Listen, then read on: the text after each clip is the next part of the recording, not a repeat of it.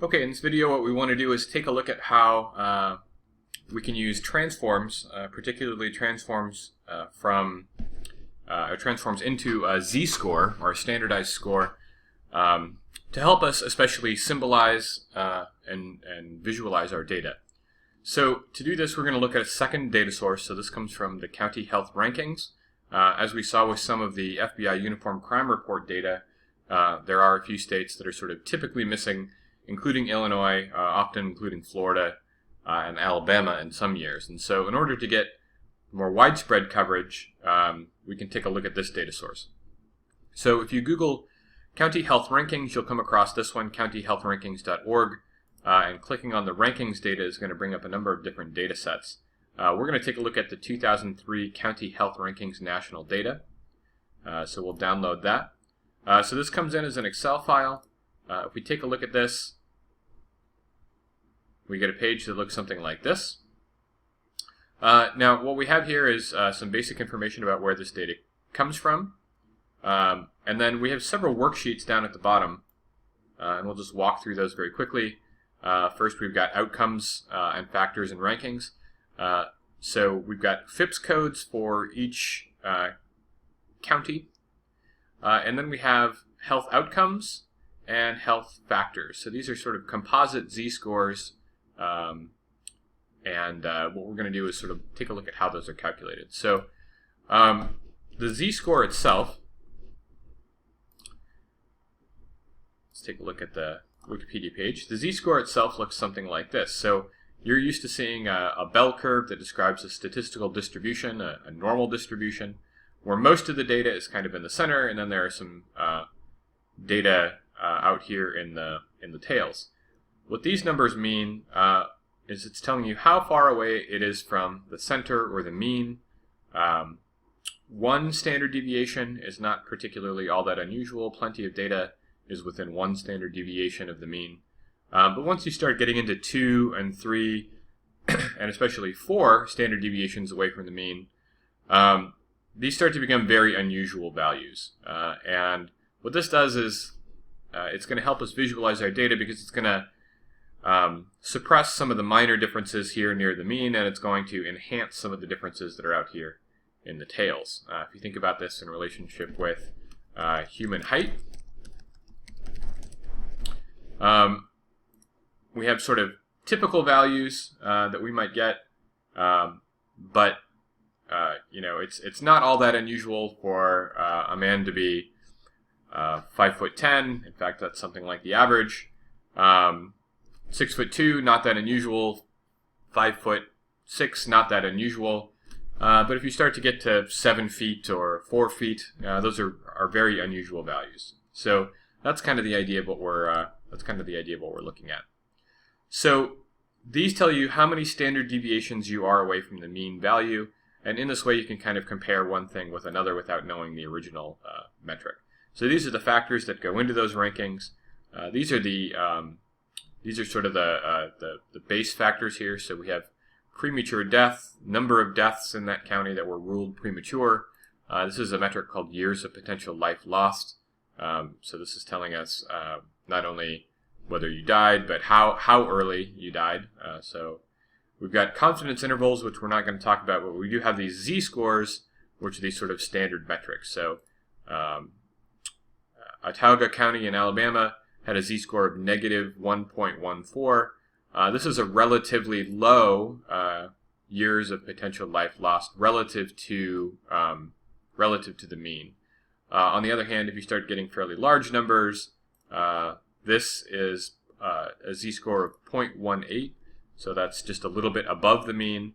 And we can kind of look through this table to start to find values that are extremely high. So this is a value for a county in Alaska where the premature deaths are 1.66 standard deviations higher than the mean, which means that we're somewhere on the high end. Somewhere on the high end up here, starting to get to a fairly unusual value. So I'm going to show you how to calculate those z-scores. Open back my notebook again. I'm going to show you how to calculate these z-scores for some of the variables that we're interested in. So what I want to do first is I'm going to grab the FIPS state and county information. I'm going to open a new notebook and I'm going to paste that in here. And then we'll go back to the ranked measure data. And in this case, we've got our violent crime data is somewhere towards the back. So here's the violent crime rate. You can see that the z-score is already calculated for you here. I'm going to show you how to calculate this yourself in case this information is not provided. So I'm going to grab just the violent crime rate, copy, and paste this into my new sheet. I'm actually going to rename that and call it my data, so it's going to be easy to spot when we want to bring it into ARC. And we'll delete that. Now, one of the other things we might want to do is clean this data up a little bit. So you can see that we've got a FIPS code of 01000 that corresponds to Alabama, but no county. So this is sort of summary data for the whole of Alabama County. You might want that later on, but especially when we're going to calculate our z-scores, these extra numbers in here are going to throw off our count. So what I want to do first is I want to get rid of all of these. So I'm going to do a quick sort, a custom sort. I'm going to sort by county. And we're going to sort A to Z is fine. So we hit OK. And now we've got is all of the counties in alphabetical order. We'll do another sort here.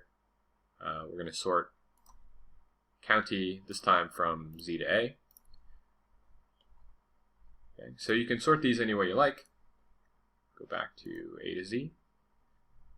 When you're doing a sort, you want to make sure that you're careful not to sort just one column, in which case your data would get disconnected from itself. I'm going to go down to the bottom here, and here you can see all of the overall counts for the states. So I'm going to highlight all of those and delete them. So now we've got rid of all that extra data before we bring it into ARC. There's still some counties with missing data. We're not going to worry about those too much. But now we can go ahead and calculate our z-score. So we can say something like violent crime rate, and then parentheses z to let us know that that's a z-score. And the formula for a z-score you can look up online. So it's essentially this formula here. So it's the value, each individual value minus the mean of the population divided by the standard deviation of the population. So this is going to be our formula for calculating this. So we can say equals D2 minus the average of column D. Okay, so if we just did that formula, that would tell us whether we're above or below the mean. In this case, this is a value that's a little bit above the mean. If we wanted to find out what that mean was, we could say average equals just column D. So the mean violent crime rate is 270.89. This is violent crimes per, I think, 100,000. So what we're going to do here is, so you can see that 572 is 302 above that value. Now our formula is not quite done. We need to add in the other piece. So it's the average divided by the standard deviation of the population. So this is going to be standard deviation P. Oops. Hit tab there to get that formula. And then again, this is just going to be standard deviation of column D. Okay. We're going to want to format this column as a number, and we'll have 2 decimal places. And there you can see that it's showing up as 1.33, so this is just over 1 standard deviation above the mean. So we're going to copy that, and we're going to paste the whole thing down here.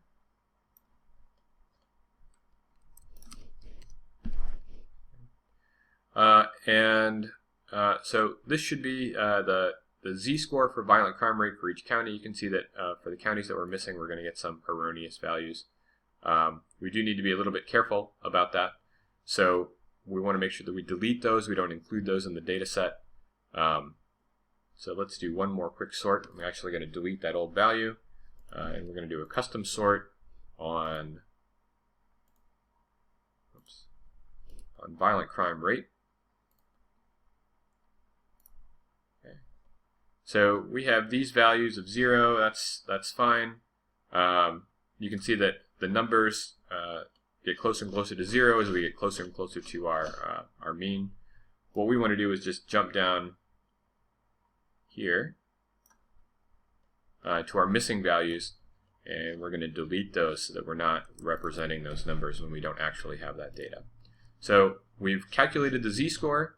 We've got a couple of places where the violent crime rate is exceptionally high. So Dillingham, Alaska, Catahoula, Louisiana, and St. Louis City, Missouri. These are all our top 3 in terms of violent crime rate. So we've calculated the z-score. We've eliminated the values that don't belong there. In the next video, we'll take a look at representing this data.